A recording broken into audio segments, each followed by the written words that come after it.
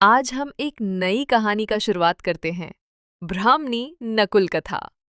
एक बार देव शर्मा नाम के ब्राह्मण के घर जिस दिन पुत्र का जन्म हुआ, उसी दिन उसके घर में रहने वाली नकुली ने भी एक नेवले को जन्म दिया।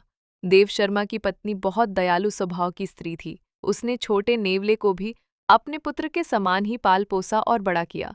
वो नेवला सदा उसके पुत्र के साथ खेलता था। दोनों में बड़ा प्रेम था। देव शर्मा की पत्नी भी दोनों के प्रेम को देखकर प्रसन्न थी, किंतु उसके मन में ये शंका हमेशा रहती थी कि कभी ये नेवला उसके पुत्र को न काट खाए।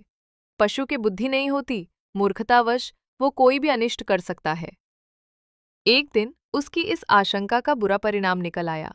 उस दिन देव शर्मा की पत्नी अपने पुत्र को एक वृक्ष की छाया में सुलाकर स्वयं पास के जलाशय से पानी भरने गई थी। जाते हुए वो अपने पति देव शर्मा से कह गई थी कि वहीं ठहर कर वो पुत्र की देखरेख करे, कहीं ऐसा ना हो कि नेवला उसे काट खाए।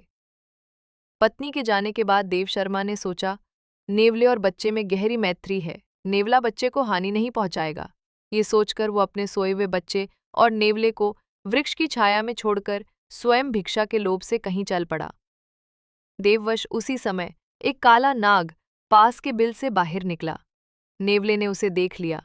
उसे डर हुआ कि कहीं ये उसके मित्र को न डस ले, इसलिए वो काले नाग पर टूट पड़ा और स्वयं बहुत क्षत विक्षत होते हुए भी उसने नाग के खंड खंड कर दिए। सांप को मारने के बाद वो उसी दिशा में चल पड़ा जिधर देव शर्मा की पत्नी पानी भरने गई थी। उसने सोचा कि वो उसकी वीरता की प्रशंसा करेगी, किंतु हुआ इसके विपरीत। उसके खून से सनी देह को देखकर ब्राह्मण पत्नी का मन उन्हीं पुरानी आशंकाओं से भर गया कि कहीं इसने उसके पुत्र की हत्या न कर दी हो। ये विचार आते ही उसने क्रोध से सिर पर उठाए घड़े को नेवले पर फेंक दिया। छोटा सा नेवला जल से भारी घड़े की चोट खाकर वहीं मर गया।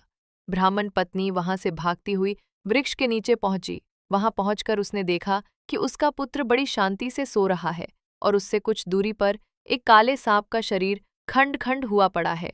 तब उसे नेवले की वीरता का ज्ञान हुआ।